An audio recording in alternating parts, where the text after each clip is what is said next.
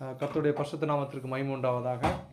இன்றைக்கி நம்ம கர்த்தருடைய வார்த்தையை தியானிக்க போகிற விஷயம் என்னன்னு கேட்டிங்கன்னா, கடந்த வாரங்கள் நம்ம பார்த்தோம் எஸ்தர் எழுதின புஸ்தகத்தில் எஸ்தர் எழுதின புஸ்தகத்தை குறித்தும் வாசித்திருந்தோம். அதுக்கு முன்னாடி அப்போஸ்தலர்களை கண்டினியூஸாக நம்ம தியானம் பண்ணிக்கிட்டு இருந்தோம். அதில் அப்போஸ்தலர் 13ஆம் அதிகாரத்தில் நம்ம எதை குறித்து தியானித்தோம்னு கேட்டிங்கன்னா, மாய வித்தைக்காரர்கள். இப்போ அந்த அப்போஸ்தலர் 13 நம்ம போன வாரத்துக்கு முந்தின வாரம் நம்ம பார்த்த விஷயங்கள் என்னன்னு கேட்டிங்கன்னா, மாய வித்தை. மாய வித்தை என்னென்னா, பில்லி சூனியம் வைக்கிறது, செய்வினை வைக்கிறது, சாப்பாடில் எனத்தையாவது கலக்கி கொடுத்து என்னுடைய வசமாக நான் சொல்கிறதெல்லாம் அவங்க கேட்கணும் அப்படின்னு தலையாற்ற மாணிக்கு செய்கிற மை மாந்திரிகம் நம்ம தமிழில் சொல்லுவோம். அந்த மாதிரி விஷயங்கள் பழைய காலத்தில் நடந்துகிட்டு இருக்கு. அதனால் என்ன சம்பவிக்குன்னு கேட்டிங்க அப்படின்னா, காரியம் கொஞ்ச நாள் அவர்களுக்கு அனுகூலமாய் வர்றது மாதிரி இருக்கும். நான் நிறைய பேரை பார்த்துருக்குறேன், நிறைய விஷயங்களை என் கண் கொண்டு காத்திருக்கிறேன். என்ன நடக்குன்னு கேட்டிங்கன்னா, அது அவங்களுக்கு அனுகூலமாக இருக்குது, நல்லபடியாக போயிட்டுருக்கு, என் கண்ட்ரோலில் இருக்கான ஒரு பெருமையை பாராட்டக்கூடிய ஒரு விஷயத்தை பிசாசு அவங்களுக்கு கொடுத்து முடிவு என்னவா இருக்கும்னா, அவங்க வாழ்க்கையை இழந்து சாகிற தருவாய் வரைக்கும் நிம்மதியை இழந்து அவங்கள் சந்ததி, அவருடைய குடும்பங்கள், அதை செய்தவர்கள் ஏண்டா இந்த உலகத்தில் வாழ்கிறோங்கிற மாதிரி அவர்கள் தங்களுடைய எல்லா காரியங்களும் இதை செய்கிறவர்களுக்கு பலன் எப்படி இருக்குன்னு கேட்டிங்கன்னா, அவர்கள் உறவினர்களுக்கும் அவர்கள் நம்புகிறவர்களுக்கும் அவர்கள் உடன் பிறப்புகளுக்கும் அது அப்படியே சம்பவிக்கும். நான் கண்ட்ரோலில் இருந்தான்னு எல்லாம் இழந்து போயிடும். அப்புறம் ஐயோ அம்மா எனக்கு குத்துதே குடையாத உட்காந்து அழ வேண்டியிருக்கும். சில இடங்களில் அதை செய்தவர்கள் தங்களுடைய உற்றார் உறவினர்களுடைய ஜீவனையும் இழந்து போயிருக்கிறார்கள். அந்த மாதிரி மாய வித்தையினால என்னத்தினையும் ஆதாயம் பண்ணுற மாதிரி இருக்கும். பிசாசு காட்டுகிற அந்த மாய்மாலமான காரியங்கள் முதல்ல சந்தோஷத்தை கொடுக்குற மாதிரி இருக்கும். முடிவோ மரணம், நித்திய ஆக்கினை. நிறைய பேர் சொல்லுவாங்க, உலகத்தில் வாழ்கிற வரைக்கும் சந்தோஷமாக இருந்துட்டு போயிடுவேன். இந்த உலகத்தின் வாழ்க்கை எப்படிப்பட்டதுன்னு கேட்டிங்கன்னா, குறுகின காலம். இதற்கு அப்புறமாக ஒரு வாழ்க்கை இருக்கிறது. அந்த வாழ்க்கை தான் நித்திய வாழ்க்கை. அதற்கு போகணும்னா என்ன செய்யறதுப்பா? நான் டெய்லி சர்ச்சுக்கு போயிடுறேன், நான் தசமபாகம் கொடுத்துட்றேன், நான் யாரையாவது பார்த்தேன்னா எல்லா தர்ம தானங்கள் செய்கிறேன், இதெல்லாம் செஞ்சால் நான் பரலோகத்துக்கு போயிடுவானா? இல்லை, வேத வசனம் அப்படி சொல்லவே இல்லை. இயேசு கிறிஸ்துவானவர் அதை பிரசங்கிக்கவே இல்லை. இன்று அவருடைய நாமத்தை கொண்டு தூசிக்கிறவர்கள், வேதம் தெளிவாக சொல்வது, கடைசி காலத்திலே கள்ள தீர்க்கதரிசிகளும் கள்ள போதகர்களும் எழும்பி கூடுமானால் தெரிந்து கொள்ளப்பட்டவர்களையும், வேதம் வாசிக்கிறோம், ஜெபம் பண்ணுறோம், அவர்களையும் ஏமாற்றத்தக்கதாக அவர்கள் எல்லா வேலையும் செய்வாங்க. அப்போ எப்படி நான் பரலோகத்திற்கு போவது? நம்ம எதற்காக இந்த கர்த்தருடைய வார்த்தையை தியானிக்கிறோம்? எதற்காக நம்ம வாரம் வாரம் இதில் கலந்துக்கிட்டு வரோம்? எனக்கு இந்த கஷ்டம் தீர்ந்துருச்சுன்னா ஓகே, அதுக்கப்புறம் நான் அதுக்கு போயிடுவேன், என்னுடைய வாழ்க்கை பிரகாரமாக போயிடுவேன்னு போயிட்டோம்னா அது வாழ்க்கை இல்லை. அதற்காக நம் தேவ கூடுகைக்கு வரல. நம்முடைய தேவைகளை ஒரு தேவ கூடுகையில் வரும்போது கர்த்தர் சந்திப்பார். ஆனால் பரிசுத்த ஜீவியம், அவருக்கு பிரியமான ஒரு ஜீவியம், அவர் எதை விரும்புகிறார்? யாருக்கிட்டே இயேசு கிறிஸ்துவை பற்றி சொல்லணும், அவ்வளோதான். நாம் பழகுகிற ஒவ்வொரு மனுஷரோடும் இயேசு கிறிஸ்துவை பற்றி சொல்ல வேண்டியது நம்மேல் விழுந்த கடமை. அது என் வேலை இல்லை, அது பாஸ்டர் பார்த்துக்குவாரு. அது பாஸ்டர் வேலையே கிடையாதுங்க. இயேசு கிறிஸ்துவை தன்னுடைய சொந்த இரட்சகராக ஏற்றுக்கொண்ட உங்களுக்கும் எனக்கும் இருக்க வேண்டிய ஒரு வைராக்கியம், நான் எப்படியாவது என்னுடைய உற்றார் உறவினருக்கு இயேசு கிறிஸ்துவை பற்றி நான் சொல்லுவேன் என்கிற ஒரு வைராக்கியம் தான் இருக்கணும். இந்த மாய வித்தைக்காரன் என்ன பண்ணான்னா, அந்த இயேசு பாப்போ பட்டணத்தில் அநேக மாய வித்தைகளை செஞ்சு அங்கே இருக்கிற ஒரு பெரிய ஒரு பணக்காரன் அதிபதி, ஸ்தோத்திரம், அதைத்தான் நம்ம கடந்த வாரங்களில் பார்த்தோம். செர்கியோ பவுல் அப்படிங்கிற ஒரு அதிபதிக்கிட்ட என்ன பண்ணான்னு கேட்டிங்கன்னா, ஒரு மந்திர வித்தையினால அவனுக்கு எல்லாத்தையும் செஞ்சுக்கிட்டு இருந்தான். எல்லாம் அவன் கண்ட்ரோலில் தான் இருந்துச்சு. எல்லாம் நம்ம கையில் இருக்குது அப்படிங்கிற ஒரு கௌரவத்தில் ஆடிட்டு இருக்க வேலையில் தான் இந்த பர்னபாவும் பவுலும் போய் அங்கே ஊழியம் பண்ணாங்க. அப்போ இந்த பர்னபாவும் பவுலும் பேசுகிற விஷயத்தை குறித்து கேட்க வேண்டும்னு இந்த செர்கியா பவுல் அதிபதி என்ன பண்ணார்? ரொம்ப ஆசையாக இருந்தான், ரொம்ப ஆசை. தேவனுடைய வார்த்தையை கேட்கறதில் அவ்வளவு சந்தோஷம்.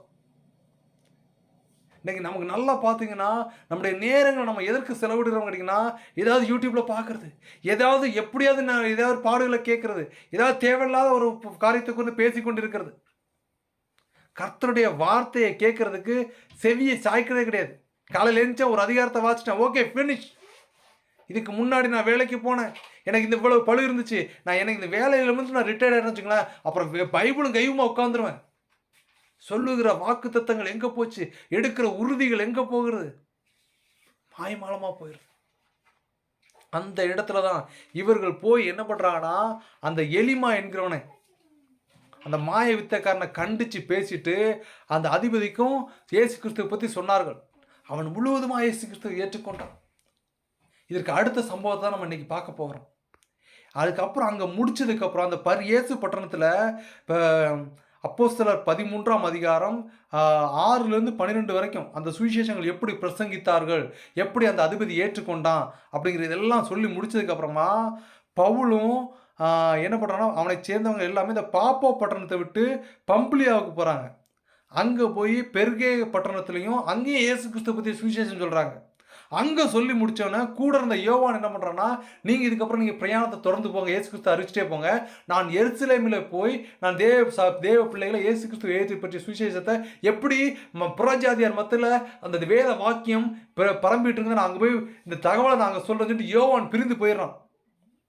ஆனால் பெரிய பட்டணத்திலேருந்து பிசியா நாட்டுக்கு போகிறாங்க, அங்கேருந்து அந்தியோகியா நாட்டுக்கு போகிறாங்க. இந்த அந்தியோகா நாட்டில் என்ன நடக்குதுன்னா, ஒரு ஜெப கூடுகை நடக்குது. இவர்கள் போகிறதுக்கு முன்னதாகவே அந்த அந்தியோகியா பட்டணத்தில் எப்படிப்பட்ட பட்டணமாக இருக்குன்னா, அந்த அந்தியோகியா பட்டணம் ஒரு வித்தியாசமான ஒரு பட்டணமாக இருந்துச்சு. அங்கே ஜெப ஆலயத்தில் அந்த ஆசாரியர்கள் பாஸ்டர்ஸ் என்ன பண்ணுறாங்கன்னா, ஸ்பீச் பண்ணிட்டு இருக்கும்போது அங்கே ஒரு ட்ரெடிஷ்னல் ஃபாலோஅப் இருந்துச்சு. என்ன மாதிரி ஒரு ட்ரெடிஷனல் ஃபாலோ பண்ணால், இன்று வரையிலும் இயேசு கிறிஸ்துவை பிரசங்கிக்கிறோம் என்று சொல்லிக்கொண்டு தங்கள் பாரம்பரியத்தை கடைபிடித்து கொண்டு இருக்கிறவர்கள் அநேகராக இருக்கிறார்கள். எங்களுக்கு அந்த பண்டிகை வந்துருச்சு, எங்களுக்கு இந்த பண்டிகை வந்துருச்சு, எங்களுக்கு இது நடந்துருச்சு, எங்களுக்கு அடுத்து கிறிஸ்துமஸ் வந்துருச்சு, அடுத்து நியூ இயர் வந்துருச்சு, அடுத்து ஈஸ்டர் வந்துருச்சு, அடுத்து லெந்து காலம் வந்துருச்சுன்னு ட்ரெடிஷ்னலாக ஃபாலோ பண்ணுறாங்களே தவிர இயேசு கிறிஸ்துவை தங்களுடைய சொந்த இரட்சகராக இருதயத்தில் வைக்காம எப்படி பிற மதத்தவர்கள் எப்படி வணங்குறாங்களோ அந்த ஸ்டைலில் போயிட்டு இருக்காங்க. இயேசு கிறிஸ்துவானவரும் பிதாவும் அதை விரும்புகிறவரே அல்ல.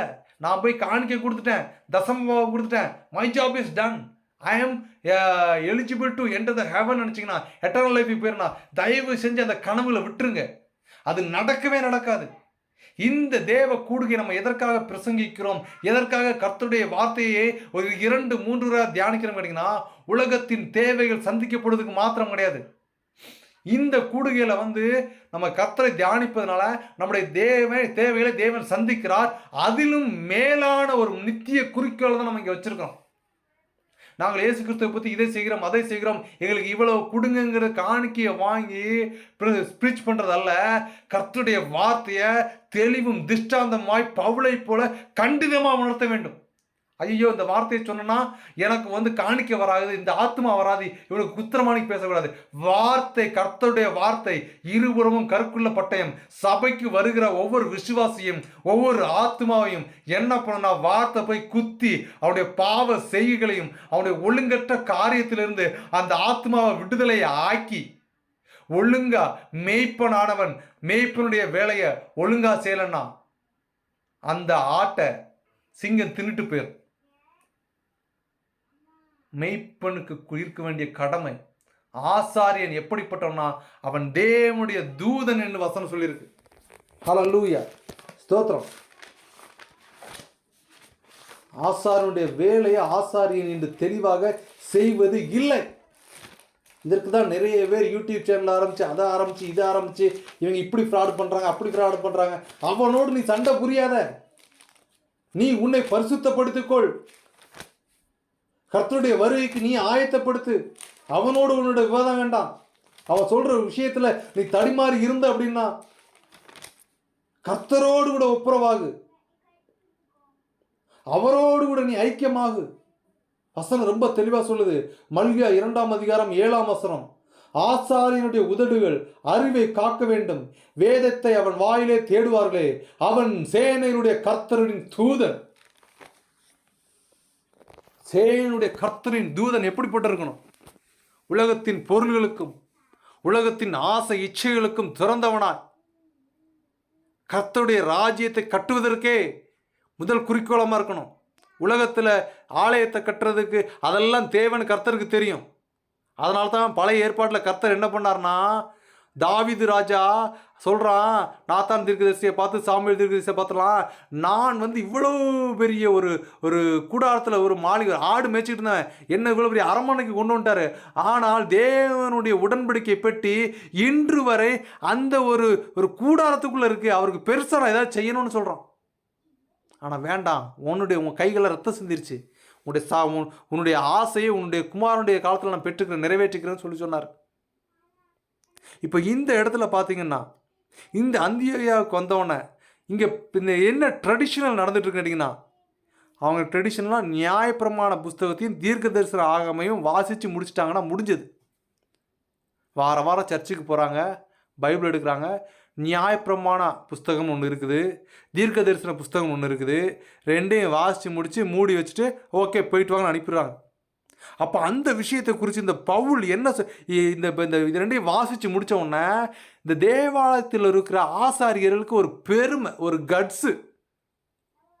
அவங்க என்ன பண்ணுறாங்கன்னா, அவங்களுக்கு கீழே இருக்கிற வேலைக்காரனை கூப்பிட்டு நீ போய் அவங்க ஏதாவது சொல்லணும்னா போய் சொல்லுன்னு அவங்க ஒரு டிக்னிட்டியில் இருக்கிறான், ஒரு பதவியில் இருக்கிறான்னு சொல்லிட்டு இறங்காமல் அப்படியே நின்று சொல்லி அனுப்பிடுறது. தேவனுடைய ஊழியம் செய்கிற யாராக இருந்தாலும் தங்களுடைய அங்கிகளை கலட்டி தூர வைத்துவிட்டு, தேவனுக்காய் நான் எதையும் சகிப்பேன், கர்த்தருடைய வார்த்தையை தெளிவாக சொல்லுவேன், பிறருடைய மனைவியை இச்சையாதிருப்பாயாக என்பதை நான் உணர்த்தி சொல்லுவேன் சபையில், பிறருக்குள்ள யாதொன்றி இச்சையாதிருப்பேன் வேதம் சொல்லிருக்கு, அதை நான் சொல்லுவேன்.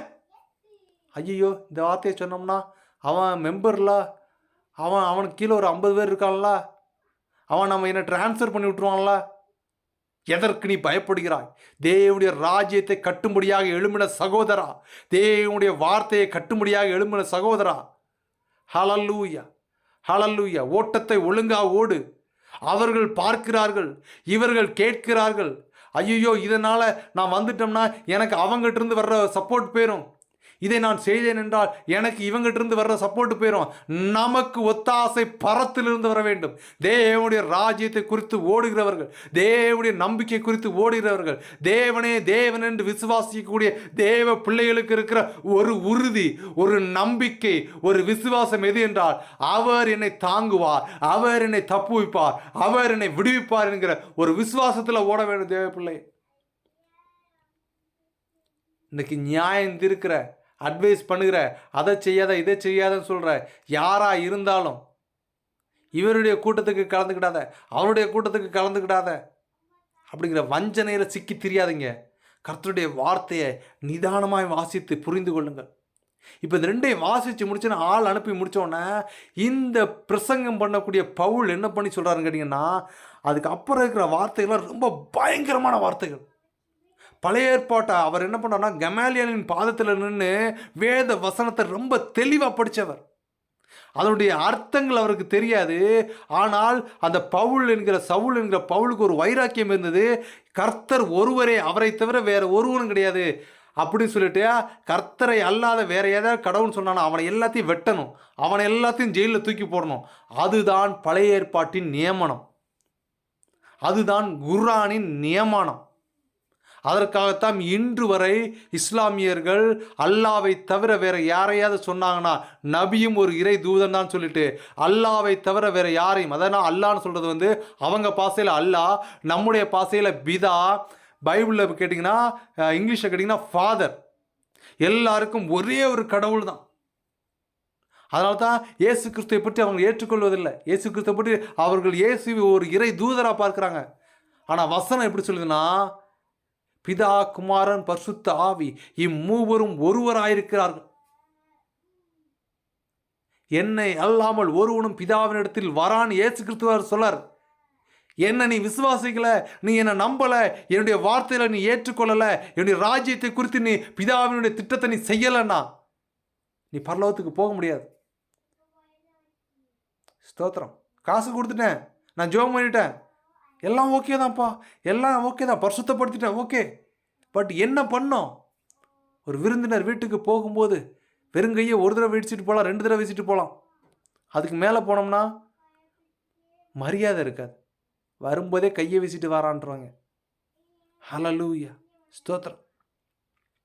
இப்போ எழும்பி பவுல் என்ன பிரசங்கம் பண்ணாருன்னு கேட்டிங்கன்னா, ரொம்ப தெளிவாக பிரசங்கம் பண்ண ஆரம்பிச்சிட்டாரு. இந்த அவர் எழுந்திருந்து எல்லாத்தையும் கையை அமர்த்திட்டு முதல் சொல்கிற வார்த்தை என்னன்னு கேட்டிங்கன்னா, அப்போஸ்தலர் 13ஆம் அதிகாரம் 16ஆம் வசனம் சொல்லுது, அப்பொழுது பவுல் எழுந்திருந்து கையமர்த்தி, இஸ்ரவேலரே, தேவனுக்கு பயந்து நடக்கிற சகல ஜனங்களே கேளுங்கள். யாரெல்லாம் கடவுளுக்கு பயந்து நடக்கிறோம் எல்லாரும் கொஞ்சம் லிசன் பண்ணி கேளுங்கப்பா, நான் என்ன சொல்ல வரேன்னு கேட்டிங்கன்னா சொல்லிட்டு, இஸ்ரவேலராகி இவர்கள் எல்லாருக்கும் தேவனாக இருந்தவர் என்ன சொல்றாருன்னா, அவர் எகிப்தில் அடிமையாக இருந்த தன்னுடைய இஸ்ரவேல் ஜனங்களை தன்னுடைய பலத்த கரத்தினால அவர்கள் அங்கிருந்து புறப்படினார். அதை நம்ம போன வாரத்துக்கு முந்தின வாரங்களில் பார்த்தோம். ஹல்லேலூயா.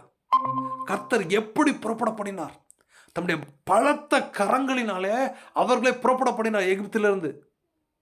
அப்படின்னு சொல்லிட்டு அந்த அந்தியோக பட்டணத்தில் பவுல் பிரசங்கம் பண்ண தொடங்குறார். அப்போஸ்தலர் 13ஆம் அதிகாரத்தில் பார்த்துட்டு இருக்கிறோம்.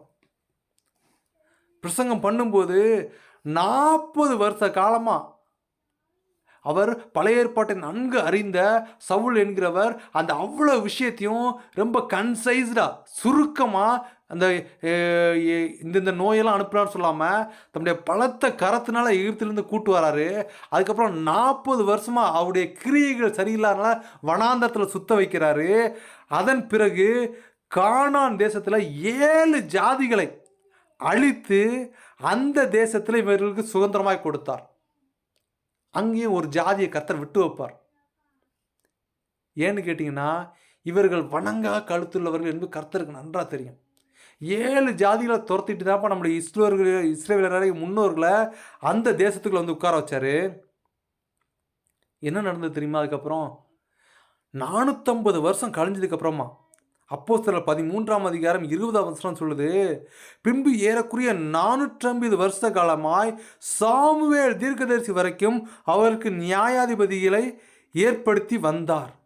கர்த்தர் என்ன பண்ணாருன்னு கேட்டிங்கன்னா, அவருடைய பிரச்சனைகளை தீர்ப்பதற்காக அவர்களுக்கு அந்த நான் அவ்வளவு பெரிய ஜனங்களை நம்ம மீட்டு கொண்டு வந்துட்டோம், அவருடைய வழக்குகளை தீர்க்கதற்காக கர்த்தர் யாரை பயன்படுத்தினார்னு கேட்டிங்கன்னா, தீர்க்கதரிசிகளை பயன்படுத்தினார்.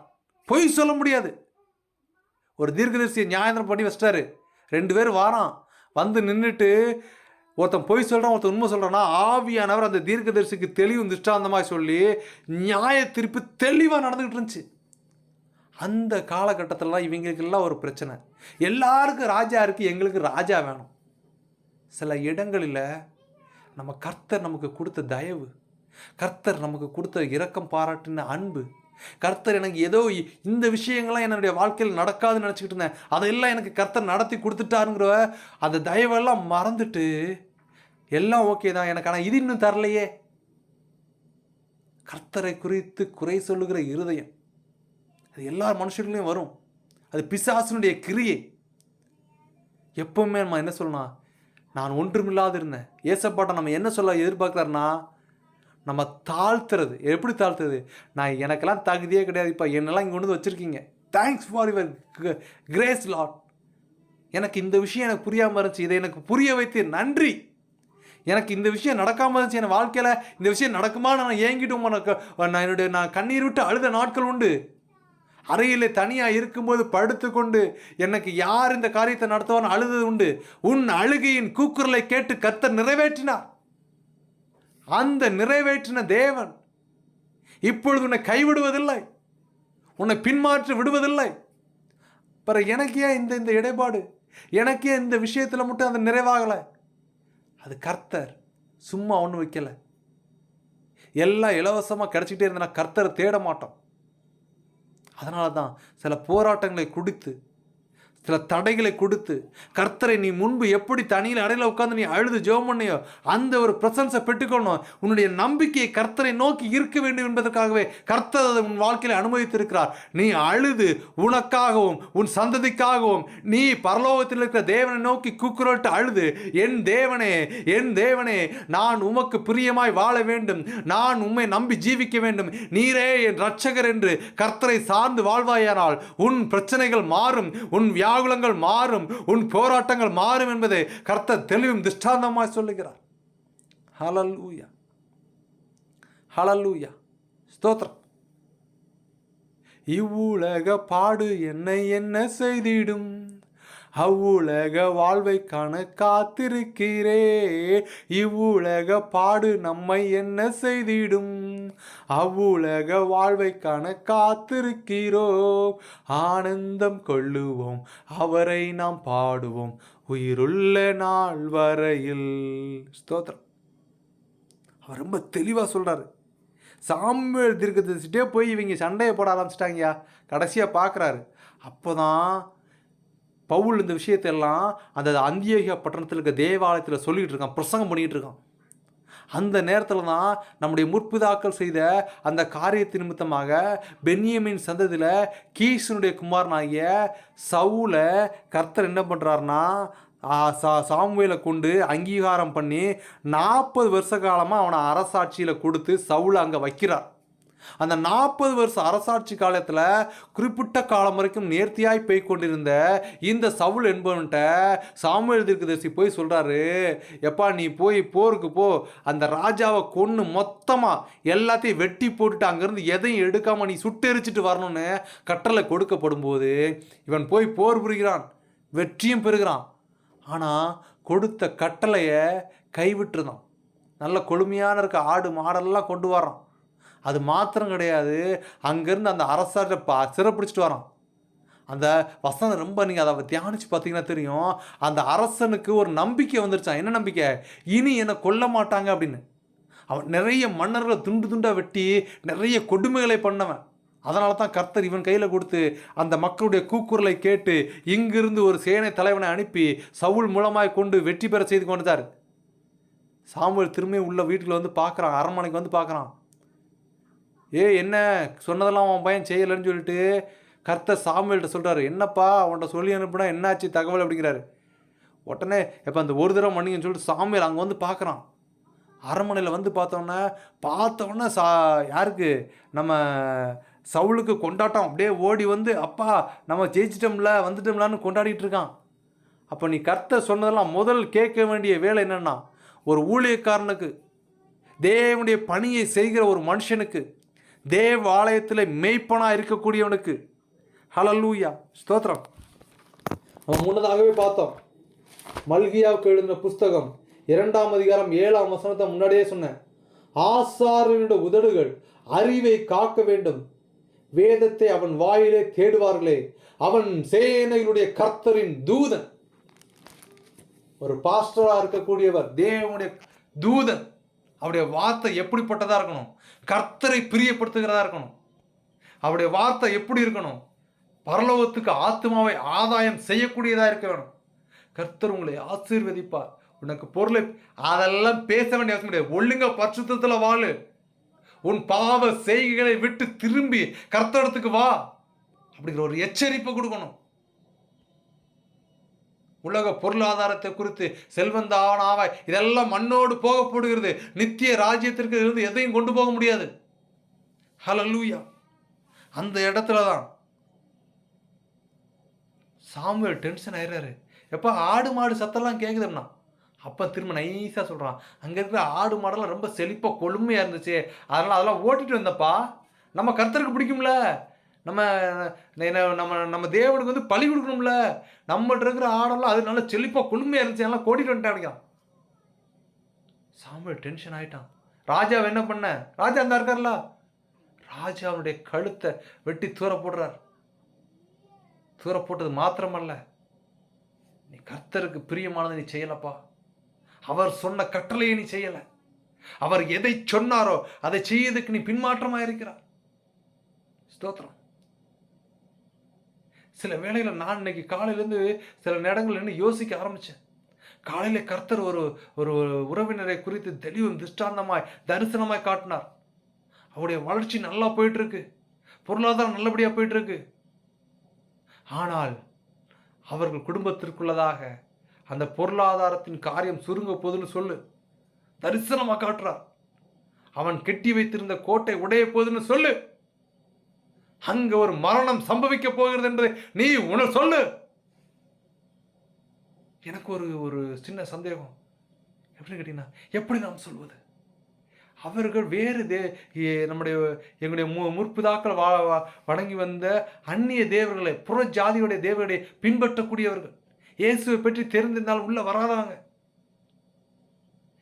அவர்களுக்கு கர்த்தர் ஏன் அவர்கள் மேல் கரிசனையா இருக்கிறார்? இயேசு கிறிஸ்துவை விசுவாசிக்கிற நிறைய பேர் இருக்கிறாங்களே, அவங்க ஒவ்வொருத்தரை குறித்து கர்த்தர் உணர்த்துகிறார். தேவ பிள்ளைகளை குறித்தும் அவர்கள் ஜெபம் பண்ணும்போது முன்னதாக உணர்த்தி நீ சொல்ல சொல்கிறார். அதை நான் கர்த்தருடைய சித்தமாக சொல்லிட மறைக்காம.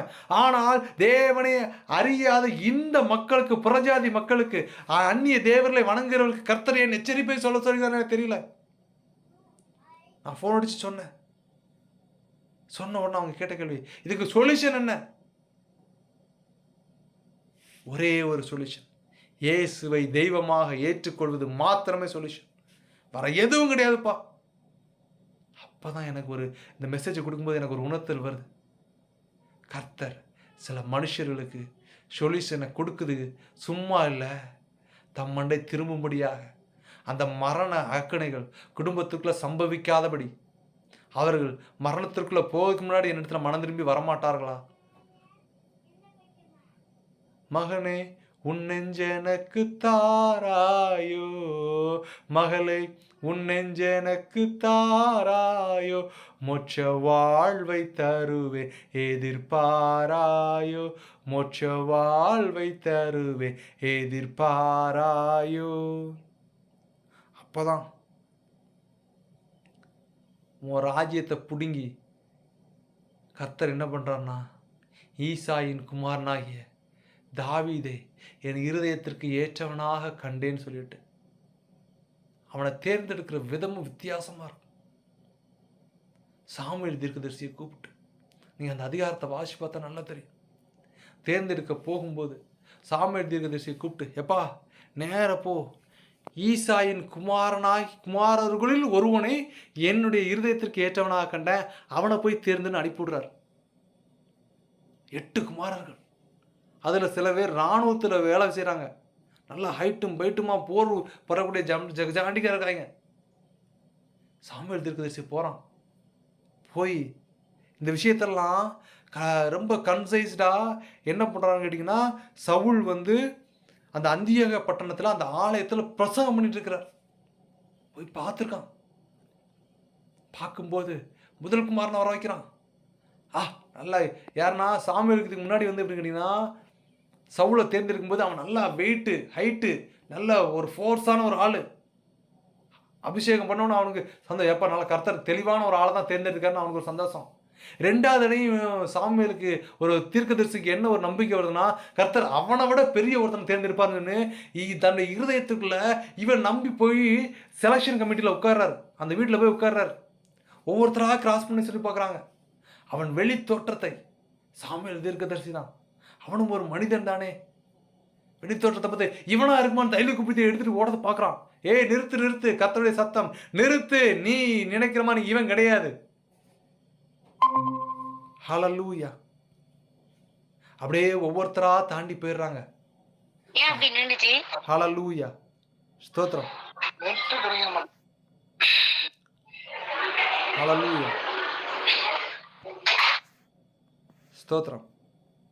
அப்போ அந்த இடத்துல சாமுவேல் தீர்க்கதரிசிய செலக்ஷன் பிளேஸில் அவங்க வீட்டில் போய் உட்காந்து பார்க்கும்போது ஒவ்வொருத்தராக கடந்து போன உடனே அவருக்கு ஒரு சோர்வு ஏற்பட்டுருது.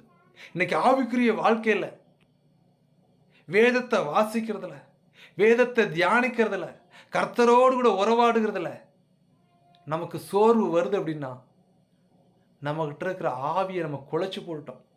கர்த்தர் கொடுத்த பரிசுத்த ஆவியை நம்ம எழுந்து போயிட்டு இருக்கிறோம். அதை நம்ம ஒவ்வொருவரும் யோசித்து ஆராய்ந்து அறிந்து கொள்ளணும். ஹல்லேலூயா. எல்லாரும் கடந்து போன உடனே ஸ்தோத்திரம், சாமுவேல் தீர்க்கதரிசி அந்த இடத்துல ஒரு வார்த்தை சொல்லுவார். என்ன வார்த்தை சொல்லுவார்னா, இனி நான் உட்கார மாட்டேன், அவனை ஆசீர்வதிக்கிற வரைக்கும், அவனை அபிஷேக தைலத்தில் வச்சு கீசினுடைய குமாரனை ராஜாவை அபிஷேகம் பண்ணுற வரைக்கும் நான் உட்கார மாட்டேன்னு ஒரு சபதம் எடுத்து அதை ஓப்பனாக லெட்டர்லாவே சொல்லிட்டு ஒரு ஸ்டாண்டாக நிற்கிறார். அப்போ தான் சொல்லுவேன், கூப்பிட்டு கேட்குறேன், உனக்கு மொத்தமாக இவ்வளோ தான் குமாரனா அப்படின்னு. இல்லை, இன்னும் ஒருத்தர் இருக்கிறான், அவன் மட்டும் என்ன பண்ணிட்டு இருக்கான், ஆடு மேய்ச்சிக்கிட்டு இருக்கான். பெற்றோர்கள் அவனை புறம் தள்ளினார்கள். ஆடு மேய்ச்சிக்கிட்டு இருந்த தாவீது, ஹல்லேலூயா, அவன் என்ன பண்ண தெரியுமா? எதற்காக கர்த்தர் தாவீதை என் இருதயத்திற்கு ஏற்றவனாக கண்டேன்னு சொன்னார்னா, அவன் பெருமை பேசிட்டு தெரியல. அவன் தேவையில்லாத நேர காரியங்களுக்கு தன்னுடைய நேரத்தை செலவழிச்சிட்டு திரும்பல. ஆடு மேய்க்கிறது அவனுடைய தொழில். ஆடை மேய்த்தாலும் அவன் தேவனை துதித்து கொண்டிருந்தான். இப்ப நல்லா யோசிச்சு பாருங்க. எப்பா டிவி பார்க்கறது தப்பாப்பா? இப்ப என்னப்பா ஒரு நாடகம் பார்க்கறது தப்பாப்பா? என்னப்பா கொஞ்சம் அங்கே போய் இருக்கிறது தப்பா? அதெல்லாம் செய்யும்போது நம் தேவனை மகிமைப்படுத்த முடியுமா? நல்லா யோசிச்சு பார்க்கலாம். ஒரு உலகப்பிரகாரம் வேலை செய்கிறோம், அது ஓகே. அப்போ நம்ம தேவனை துதிக்கலாம், இல்லைன்னா வேலையில் கொஞ்சம் மூழ்கிடலாம், அது உலகத்தின் பாடு. ஆனால் அதுலேருந்து நம்ம வெளியில் வர்றதுக்கு கர்த்தர் நமக்கு நேரத்தை கொடுத்துருக்கிறார். ஆனால் ஒரு டிவியை பார்த்துட்டு இருக்கும்போது அல்லேலூயா ஸ்தோத்திரம் ஸ்தோத்திரம் ஸ்தோத்திரம் சொல்ல முடியுமா? யோசிச்சு பார்க்கணும். பிசாசு கட்டி வைக்கிறான். ஆனால் ஆடு மேய்ச்சிக்கிட்டு இருக்கும்போதே அவன் தேவனை துதித்து கொண்டே இருந்தான். அதனால தான் கர்த்தர் அவனை அங்கீகரித்தார். என்னை இடவிடாது துதிக்கிறான்பா. கர்த்தர் விரும்புகிறது என்று அதுதான். அவரை துதித்து கொண்டிருக்க வேண்டும். எனக்கு செஞ்சதுக்கு இதுக்கு நன்றிப்பா. துதிக்கிறதுனா ரொம்ப பெருசெல்லாம் கிடையாது. நீர் நல்லவர், நம்ம நம்புறோம்ப்பா. எப்படி நம்ம ஒரு நண்பரோடு கூட பேசுகிறோமோ அதை மாதிரி நீங்கள் ஜெபம் பண்ணும்போது நண்பரோடு கூட பேசுகிறதான் கர்த்தர் விரும்புகிறார். இப்போ தாவீது வர்றதை பார்த்த உடனே வசனம் ரொம்ப தெளிவாக போட்டிருக்கு. சவுல் அப்படியே சோர்ந்து உட்கார்ந்துறான். அப்ப தாவீதை பார்த்தோன்னா கர்த்தர் சொல்ல, எழுந்து அவன் மேல அபிஷேக குப்பியை வைங்கிற.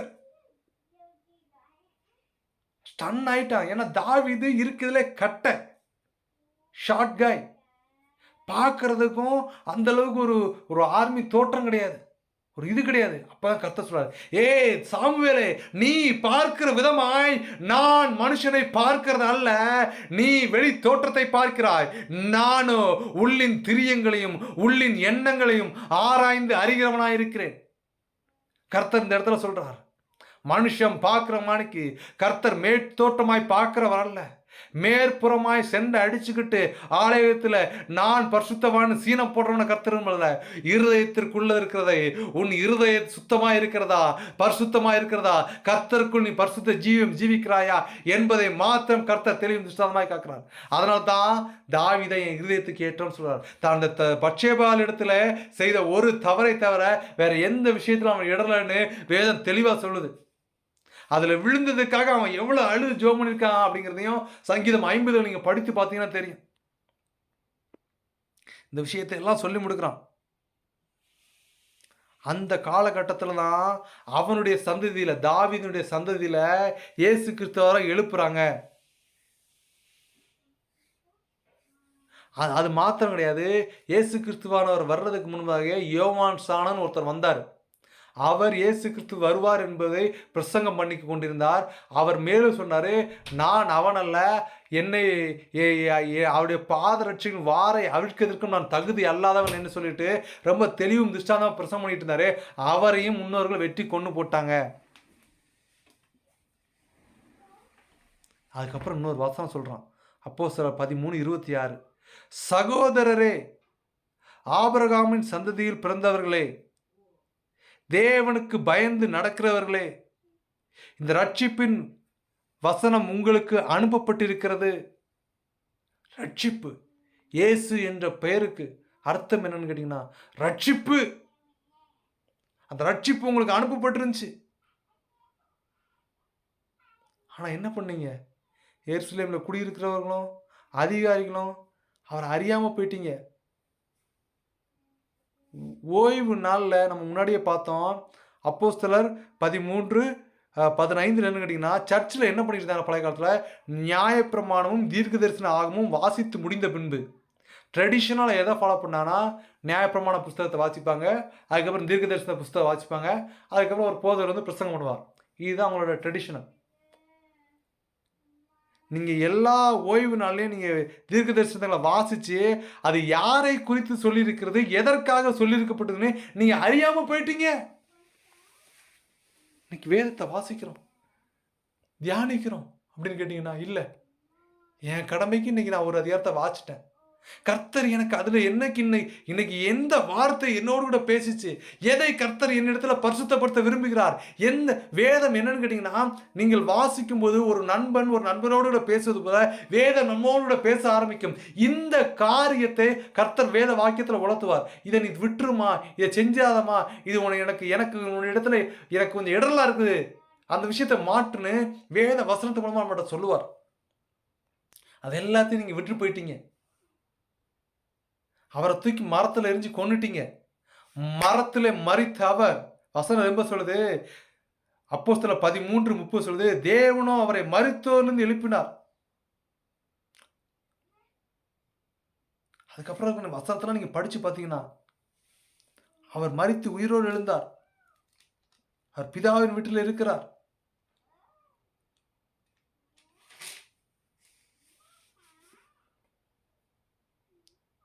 ஸ்தோத்திரம். தேவனால் எழுதப்பட்டவரோ அழிவை காணவில்லை. மரணம் எல்லாருக்கும் சம்பவிக்கும். மரணத்தை ஜெயமாக விழுங்கினவர் இயேசு கிறிஸ்துவானவர், நம்முடைய பிதாவானவர், பிதா, குமாரன், பரிசுத்த ஆவியானவர்.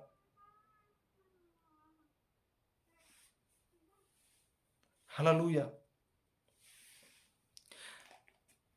அது மாத்திரம் கிடையாது, பாவ மன்னிப்பு இவர் மூலமா தான் உண்டாச்சுன்னு சொல்லிட்டு ஒரு பெரிய ஸ்பீச்சை கொடுத்து முடிச்சிட்டார். அப்போ சவுல் வந்து அந்த சபையில் இதெல்லாம் சொல்லி முடிச்சதுக்கு அப்புறமா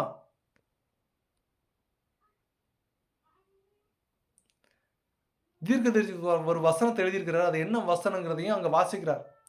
அசட்டைக்காரரே, அப்போஸ்தலர் 13:41, அசட்டைக்காரரே பாருங்கள், பிரமித்து அழிந்து போங்கள், உங்கள் நாட்களிலே ஒரு கிரியையை நான் நடப்பிப்பேன், ஒருவன் அதை உங்களுக்கு விவரித்து சொன்னாலும் நீங்கள் விசுவாசிக்க மாட்டீர்கள் என்று சொல்லியிருக்கபடி உங்களுக்கு நேரிடாதபடிக்கு எச்சரிக்கையா இருங்கள் என்றான். இப்ப என்ன பண்ண, அந்த பிரசங்கெல்லாம் முடிஞ்சிருச்சு. இவங்க ஓய்வு ஆலயத்தை, அந்த ஜெபாலயத்தை விட்டு கிளம்பி போயிட்டாங்க. ஹல்லேலூயா. இது எங்க நடக்குன்னு கேட்டீங்கன்னா, அந்தியோகியா பட்டணத்தில் நடந்துட்டு இருக்கு, ஒரு ஜெபாலயத்தில். அடுத்த வாரம் ஓய்வு நாள் வந்த உடனே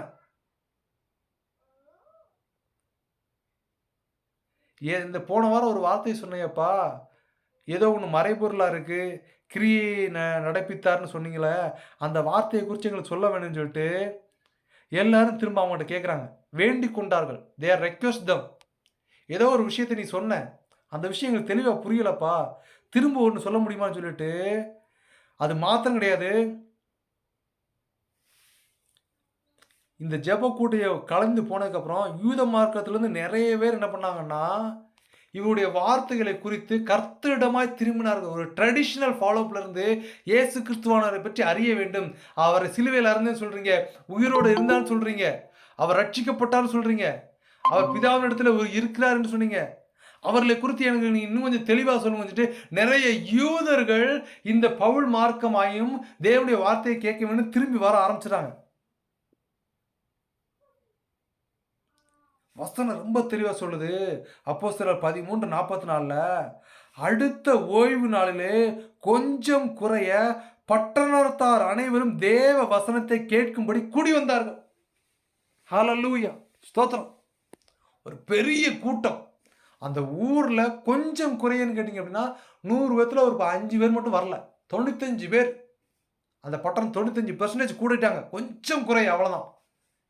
அவ்வளோ மெம்பர் வந்த உடனே, இந்த கூட்டத்தை பார்த்த உடனே பிசாசு என்ன பண்ணுறான்னா, நிறைய பேருக்கு கர்த்தருக்கு தம்பி பாஸ்டர் ஜஸ்டின் சகோதரர் ஒரு மீட்டிங்கில் நாங்கள் கலந்துக்கிடுவோம். அந்த மீட்டிங்கில் சொல்லும்போது தெளிவாக சொன்னார், கர்த்தருக்கு பிடிக்காத சுபாவம் என்னன்னு கேட்டிங்கன்னா விபச்சாரன்றோம். இல்லை, ஸ்தோத்திரம். அடுத்து அப்போ அந்த அந்த ஆசை இந்த ஆசை கர்த்தருக்கு மிகவும் எரிச்சலை கூட்டக்கூடிய ஒரு விஷயம்னா பெருமை தான். முதல்ல பிசாசு ஒரு மனுஷனை கர்த்தர்கிட்ட பிரிக்கணும் அப்படின்னு கேட்டிங்கன்னா சிம்பிளாக ஒரு பெருமையை போட்டால் போதும். அவங்கள விட நாங்கள் எப்படி தெரியுமா, அவங்கள விட நாங்கள் இப்படி தெரியுமான்னு ஒரு சின்ன ஒரு பெருமையை போட்டோம்னா சிம்பிளாக என்ன ஆகும், கர்த்தருடைய ஐக்கியத்தையும் கர்த்தருடைய அன்பையும் மறந்து விட்டு உலக பிரகாரமாக இழுக்க ஆரம்பிச்சிடும். பெருமையை தான் கர்த்தர் திரும்ப வெறுக்கிறான்னு தம்பி ஒரு மீட்டிங்கில் சொல்லியிருந்தார். இப்போ இதே விஷயத்தை கொண்டு தான் பிசாசு என்ன பண்ணான்னா அந்த ஆசாரியர்களை மாற்றினான். வசனத்தை வாசிக்கிறீங்க. அப்போஸ்தலர் 13ஆம் அதிகாரம் 45ஆம் வசனம். யூதர்கள் ஜனக்கூட்டங்களை கண்டபோது பொறாமையினால் நிறைந்து பவுலினால் சொல்லப்பட்டவர்களுக்கு எதிரடையாக பேசி விரோதித்து தூசித்தார்கள். பொறாமை வர ஆரம்பிச்சிருச்சு. பெருமை, பொறாமை இதெல்லாம் என்னன்னா கர்த்தருக்குள்ள இருக்கிறவங்களுக்கு இருக்கவே விட அதெல்லாம் கலட்டி வெளியில வச்சிடணும். ஹல்லேலூயா. இவங்க என்ன பண்றாங்கன்னா அங்க இருக்கிற நிறைய பேரை ஏவி விட்டு பெரிய பிரச்சனையை உண்டாக்க முடிவு பண்ணாங்க.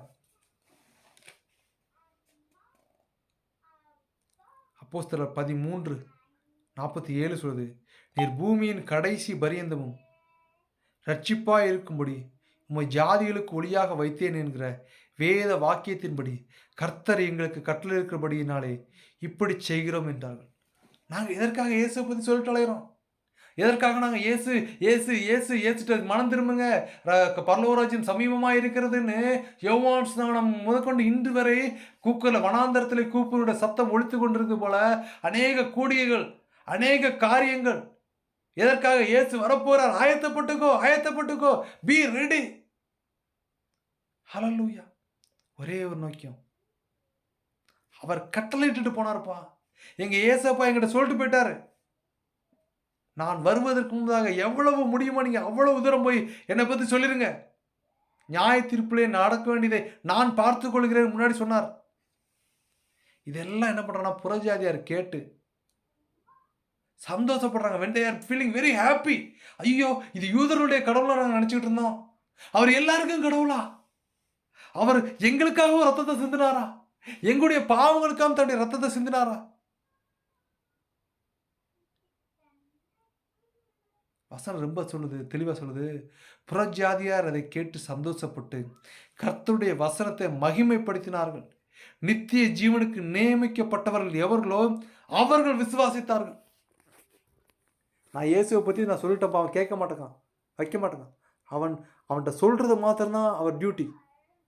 அவன் ஏற்றுக்கொள்ளாது அதெல்லாம் கர்த்தர் பார்த்துக்கொள்வார்.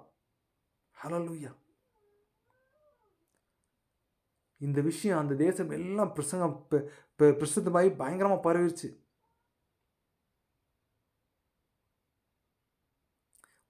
போராட்டம் அங்கே எழும்புது. என்னன்னு கேட்டிங்கன்னா, யூதர்கள் அங்கே இருக்கிற பணக்காரங்க, ஸ்திரீகள், குழந்தைகள் எல்லாத்தையும் எழுப்பி பவுலையும் பர்னபாவையும் துன்பப்படுத்துறதுக்காக அவங்க ஊரை விட்டே விரட்டிட்டாங்க.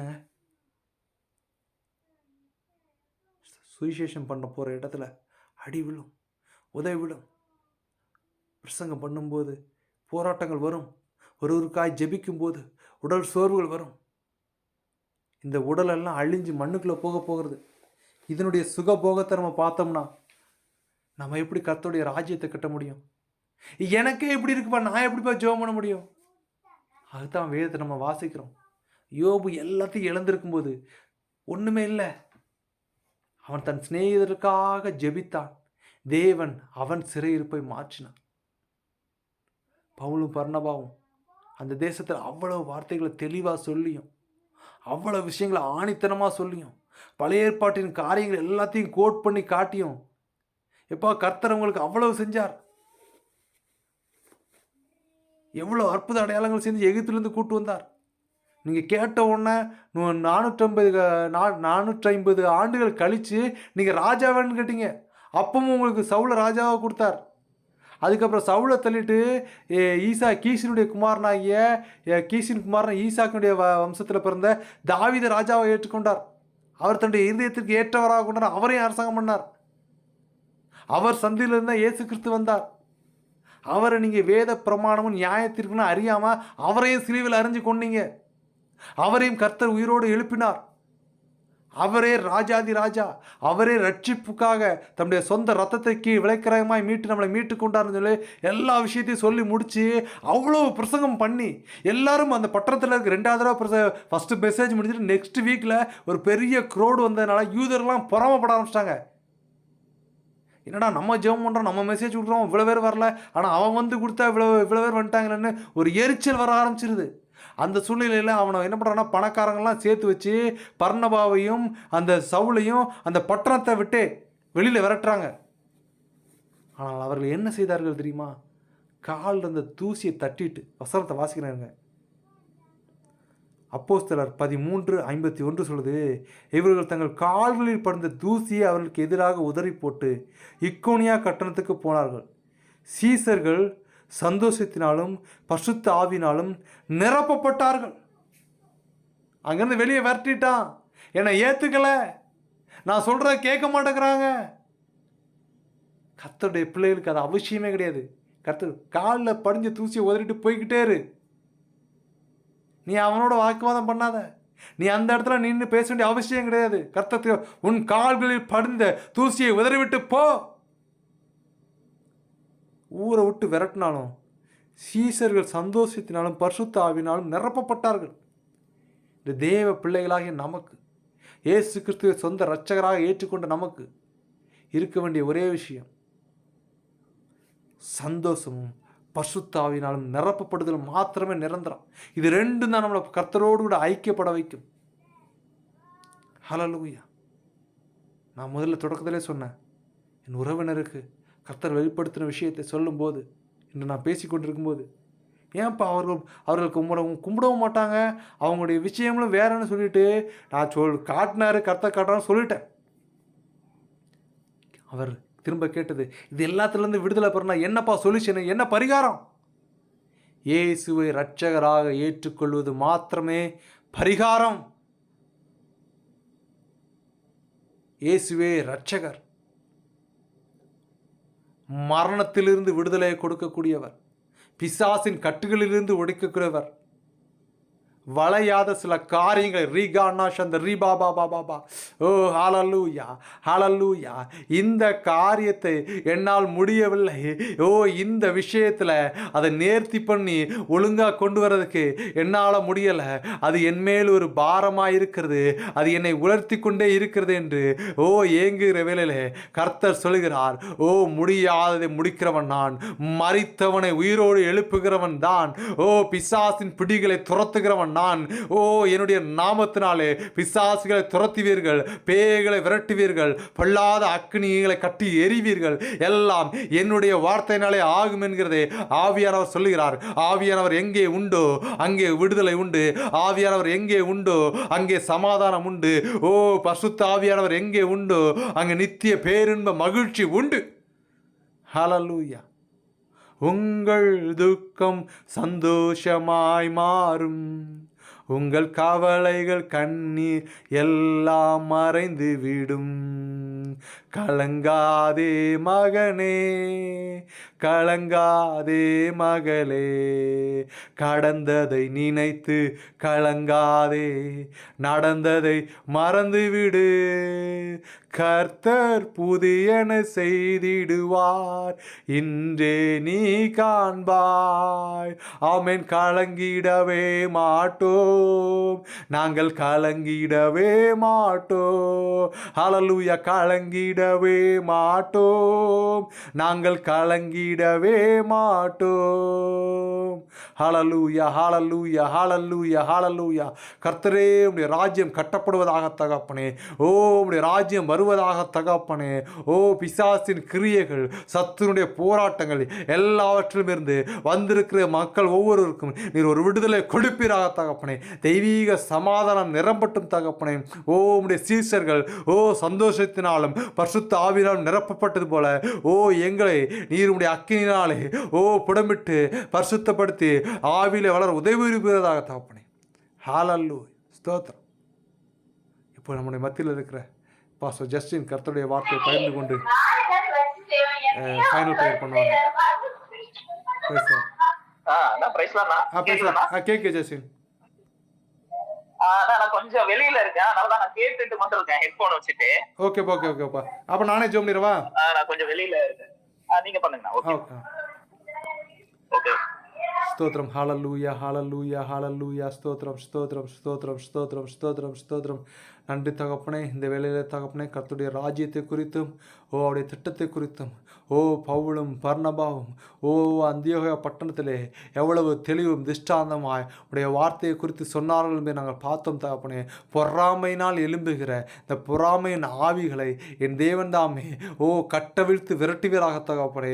ஓ கடந்த வாரங்களில் நாங்கள் பார்த்தோம், சன்பில்லாத்துகளும் தொபியாக்களும் எழும்பி ஓ தேவனுடைய ராஜ்யம் ஓ அந்த இஸ்ரவேல் நகரம் கட்டப்படாதபடி ஓ தளர்வுகளை உண்டாக்குற போதும் அவர்களை மாற்றி எடுத்து ஓ கட்டும்படியாக ஒரு பலத்தை கொடுத்த தேவனே.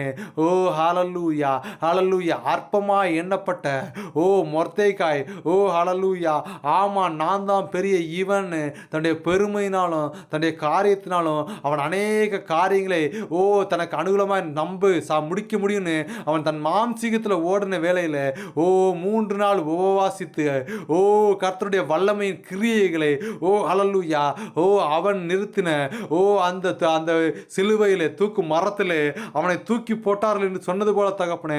இதோ வந்திருக்கிற ஓ நாங்கள் ஒவ்வொருவரும் உடைய வார்த்தையை குறித்து தியானிக்கிறோம் தகப்பனே. ஓ அதே போல உமக்கு உண்மையும் முத்தமாய் செயல்படும்படியாக நீர் வேலையெடுத்து பாதுகாத்துக் கொள்ளுங்க தகப்பனே. வந்திருக்கிற ஒவ்வொரு மீது உடைய கரத்தை வைக்கிறோம் தகப்பனே. வேலையெடுத்து பாதுகாத்துக் கொள்ளுங்க. உடைய கரத்தினாலே உடைய ரட்சிப்பினாலே பூரண சமாதானம் உண்டாகட்டும் தகப்பனே. இம்மட்டுமாய் காத்த தேவனே இனியும் காத்து வழிநடத்துங்க தகப்பனே.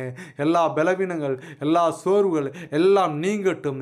தேவ ராஜ்யத்திற்குள்ளே வளர்ந்து பெருகத்தக்கதாக உம்முடைய வல்லமை நிரம்பும்படியாக செபிக்கிறேன் தகப்பனே.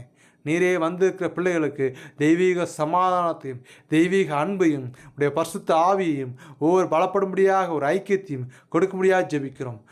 இயேசுவின் நாமத்தில் ஜெபங்களும் ஜீவனுள்ள பரம தகப்பனே. ஆமேன். ஹalleluya.